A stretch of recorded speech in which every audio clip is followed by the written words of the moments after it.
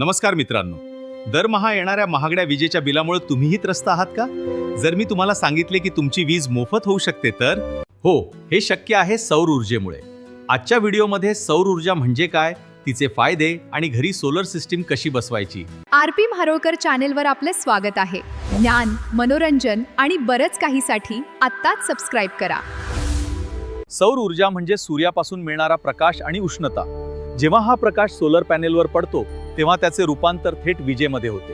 ही एक अक्षय ऊर्जा आहे जी कधीही संपणार नाही आणि यामुळे पर्यावरणाचं प्रदूषणही होत नाही. सौर ऊर्जेचे फायदे बघून वीज बिल 90% पर्यंत कमी होऊ शकते. 25 वर्षापर्यंत फापरनसा खर्च येत नाही. सोलर सिस्टीम प्रामुख्याने 2 प्रकारची असते, ऑन ग्रीड आणि ऑफ ग्रीड.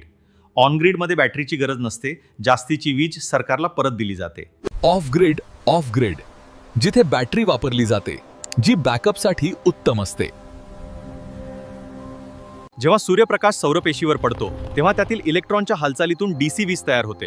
इन्व्हर्टरच्या मदतीने या विजेचे एसी मध्ये रूपांतर केले जाते. पॅनेल बसवण्यासाठी छतावर पुरेशी मोकळी जागा आणि योग्य सूर्यप्रकाश असणे आवश्यक आहे.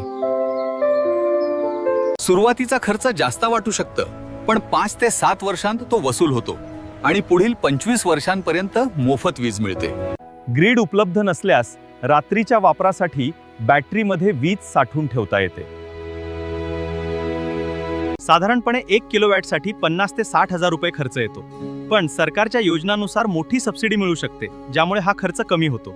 तर मित्रांनो, सौर ऊर्जा हा केवळ बचतीचा मार्ग नाही, तर पृथ्वीला वाचवण्याचा एक छोटा प्रयत्न आहे.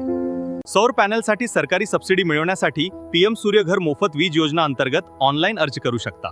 सदरची प्रक्रिया खालीलप्रमाणे आहे. सर्वात आधी अधिकृत पोर्टल pmsuryaghar.gov.in वर जा. अप्लाय फॉर रूफटॉप सोलर या पर्यायावर क्लिक करा. तुमचे राज्य आणि वीज वितरण कंपनी निवडा. तुमचा ग्राहक क्रमांक, मोबाईल नंबर आणि ईमेल आयडी टाकून नोंदणी पूर्ण करा. नोंदणी झाल्यावर ग्राहक क्रमांक आणि मोबाईल नंबर वापरून लॉग इन करा. पोर्टलवर उपलब्ध असलेला रूफटॉप सोलर अर्जाचा फॉर्म भरा.